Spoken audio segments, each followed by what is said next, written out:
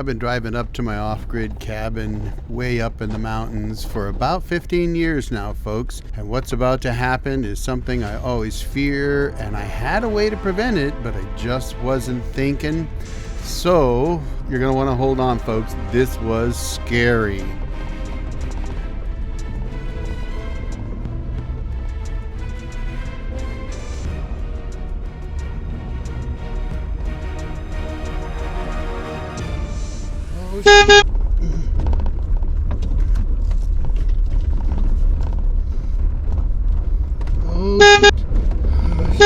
Come on, baby, come on, stop. Oh, whew, God, folks.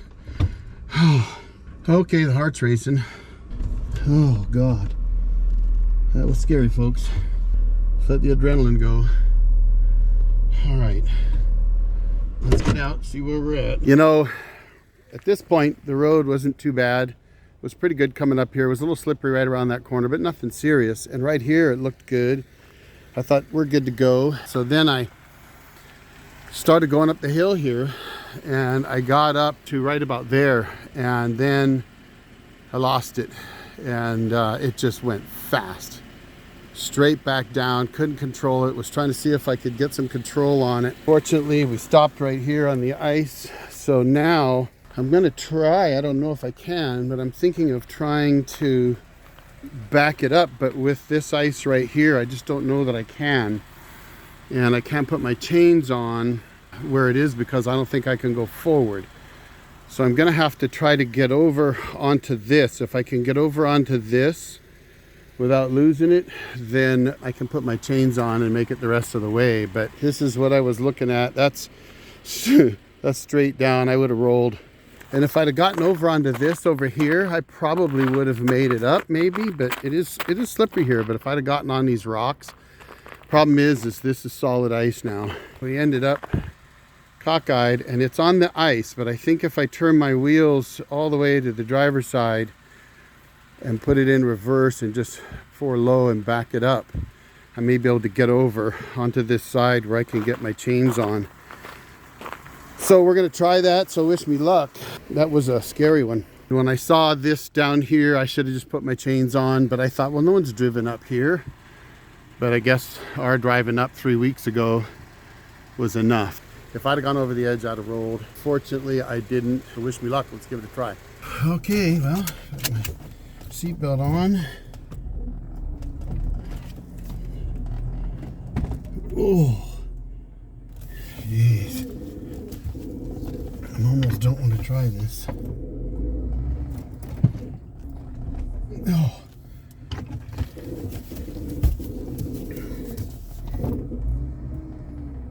Just trying to get it straightened out, folks.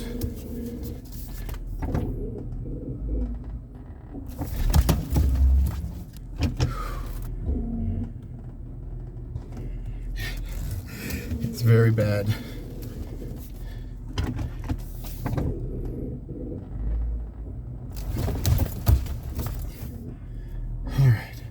Probably put the chains on. I won't be able to get them on, but I think if I put them on the ground, it'll stop me from sliding. So we're gonna try that. Throw the chains down on the ground, they're ice chains. Maybe I can get myself straightened out. So that's what we're gonna try to do now, folks. So we'll see how it goes. All right, so now,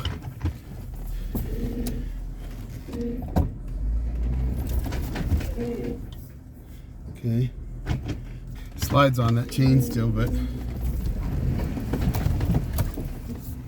right, now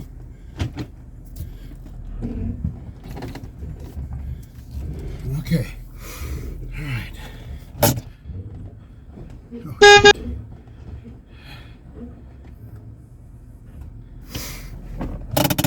see if it'll sit. Oh. Okay, one step down. We slid onto that chain, but yeah, we're not on it. That's the unfortunate part. I need to be on this chain. If I can get on this chain, then I can put the chain on, and that's what I'm going to try to do. The chain is stopping me from sliding over more, and I did get up on it a bit. If I can get over there, then I can maybe get the other chain hooked up over there. So we're going to try that. Okay, folks, well, that chain is not on. It's just kind of sitting up there like that. It won't stay on there, but it might give me a little traction. This chain is on. Not the best, but it is on. If I can turn to the right now, then I should be good, folks. So as you can see here, we're right up into this bank here. That's what stopped me. So now we're going to try to straighten it out and get the other chain on. Then, oh, I should be golden, folks. That hill is slick, unbelievably slick. It's not a lot of ice on it, actually. I mean, maybe a 1/4 inch or something, but it is terrible, folks. So, yeah, you can see how slick that is. All right, well, let's give it a try. Seat belts.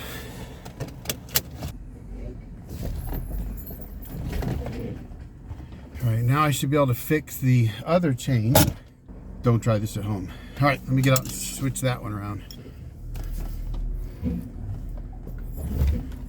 That might work. Let's find out. Okay, wish me luck.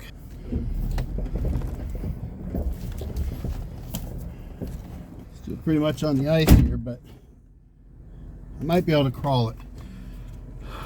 The chains aren't on as good as they should be, but we're gonna see.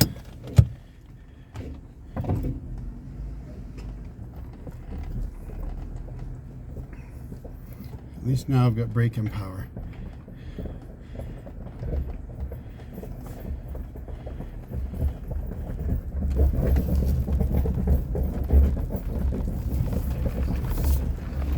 All right, we're off most of the ice, crawling on the side here where there really isn't any ice. Just crawl some rocks.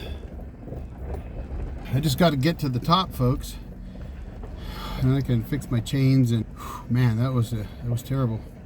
We're crawling it right into the sun. Holy smokes, folks! Holy moly! Now the beauty of doing this, just crawling like this, is the chains aren't on as good as they should be, but at least they're on, and I'm able to just crawl nice and slow, even though they're loose. We'll tighten them up here up top. Okay, we are on the flat here. All right, well, we made it up here, so I should be able to cinch these up a little better. We'll do that. Wow, that was scary. That patch of ice right there, all the way down to that rock, that is slicker than you know what, folks. And it's a good distance to get down to the bottom down there. But we got out of it. Whew. Lessons learned, I guess. Well, let me get that tightened down. Well, we did it. Oh, got out of that mess. You know, every trip up here in the wintertime can be an adventure, and this year there's just not a lot of snow. There's almost no snow, and the road was clear halfway up, but then you know, it got kind of goofy, so I thought, oh, and I don't know if it's going to be good or not, but I thought, oh, we're doing good, and we were doing good coming up even in the ice at spots, you know, so I was thinking, nah, it'll be fine. And when I came around the corner on my road, I was like, yeah, it didn't look too bad. I mean, there's a bit of ice there, but I didn't think it was going to be like that. And I came around the rock, and you're kind of committed at that point, and I should have actually stopped there. But I decided to try to keep going, and that was a big mistake. So, you know, lessons learned again. All right, well, let's get into the cabin and get it opened up, get it warmed up, get moved in for the weekend. I said about having my weekend. It was a wonderful time. I got to tell you, I love being out there at the cabin. But folks, my weekend went from bad to worse in a hurry. Because you see, after pumping a bunch of water, which was another thing I needed to do that weekend because my cistern was getting low, I decided that I would grab the ash pail that I have, that I put all my ash from my wood stove in, and I would take that and throw that on my driveway so that, well, it wouldn't be quite as slippery coming up and down out of the driveway. Now, I didn't necessarily need it because I have my chains on, and I've driven in and out of the cabin many, many times in solid ice, far worse than I was dealing with on this trip. But here's where the weekend went from bad to worse.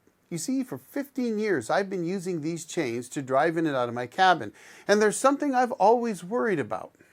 And, well, we're going to get to that in a minute, but just note that for 15 years, I've been worried about this. Well, guess what? That happened.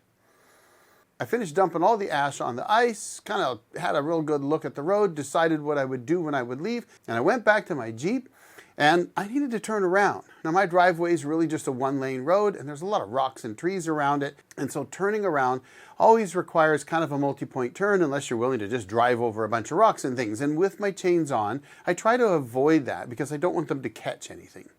So I started to turn the Jeep around, and there was a tree right behind me, so I couldn't back up very far. But I backed up enough that I could start my multi-point turn. And I started that shuffle that you all probably know, where you drive forward, turn your wheels, drive backwards, and so on. But on my last forward motion, I turned my steering wheel to full left lock and started to drive forward, and I heard a loud pop. Well, folks, I knew something broke. But I decided, well, I got to turn around anyway, so I completed my turn, and I started driving back towards the cabin. And then I thought, I better stop and check that out. I was hoping that it was just maybe an inner fender or something that popped off a chain. So I went to push my brake, and it went right to the floor. And of course, what did I do? What everybody does when your brakes don't work very well, you start to pump them. And as soon as I started to pump them, I thought, whoa, stop. Pulled the handbrake, put it in neutral, and got out to take a look. And this is what I found. Well, it happened this trip, of course. If you look in here, that red brake line is ripped in half. It got caught on my chains when I was turning around. I guess I was a little too sharp. So at the cabin, I decided I would need to do something, and so I grabbed a set of vice grips. So I've pinched it off with the vice grips for now. I'm going to see if I can get a brake line. And so I tried to get a hold of my neighbor who wasn't available, and it took until the next day before he came along, and by then I had made a repair, really just a backwoods repair of bending my brake line over on itself and zip tying it up tight. After doing that, I had my neighbor check for leaks while I stepped on the brakes, which were actually pretty solid, and there were no leaks. Now, we weren't able to get any brake lines, and I'd also damaged the main brake tube, the hard line, that comes from the splitter for the front brakes and goes to my left front brake. It was bent 90 degrees in a way it should not have been bent. That means that I can't bend it back or it'll break. And if there's too much pressure on it, there's potential for leakage there. So I really didn't want to use my brakes, but I had 250 miles to drive. Well, I packed up my Jeep and decided to go ahead and try to drive out of the mountains and home, despite some steep grades and a couple towns to drive through that had street lights, and do it without my brakes. Now, if you drive a manual transmission, you know that you can slow down quite a bit without ever touching your brakes. And I kind of pride myself in doing that. If you don't need your brakes, why use them? Just gear down, let the engine slow you down. And that's exactly what I did, though there were some times where I was kind of worried. For example, the nearest town that I had to drive into had a 8 and 6% grade going down into town. And right at the bottom of the road was a stop sign. So I was a little worried about that, but I was able to get down to 15 miles an hour in first gear before I got even close to that stop sign, pulled off into a gas station and used my handbrake to stop. I checked my brakes, they weren't leaking, and then away I went. Now bear in mind, I now only have 3 brakes, 1 up front and 2 in the back. So if I had to panic brake, that would be a real problem because I would probably just spin to the right. Because that right front brake would grab, but the left wouldn't, and that would cause me to pitch to the right. And I even tested it once or twice, and that's exactly what started to happen. So I knew there would be no panic braking, and I also knew I really didn't want to use my brakes because, frankly, I didn't want them to start leaking and totally lose them if I needed them later. So I drove the whole way without touching the brake pedal, folks. All I did was gear down over and over again anytime I needed to. And if I had to stop at a light, I slowed down as far back as I could and then pulled the handbrake up if I had to actually stop. And that worked really well, and I managed to get all the way home. And for those curious, parts are on order. I should have it fixed in the next day or so, and I'll be heading back to the cabin from there. So hopefully I'll be smart, put my chains on, and not do anything like try to go full left lock and rip my brake lines out. But I'll also carry a spare brake line. Well, there you have it, folks. My weekend went from bad to worse. But I managed to recover and get out of it alive and without any damage other than my brakes, and all is well. But I think it's a really good thing to point out that if you've got a cabin up in the mountains, there's going to be times where it's difficult and getting in and out can be a real challenge. And it's just something that's part of the life. But I love it. I really enjoy it, and I'm not going to stop now. Well, there you have it, folks. That's the rest of the story. I really appreciate your watching. I'm going to throw another video right up here for you to check out. Thanks again for watching. You all take care. The old Jarhead out.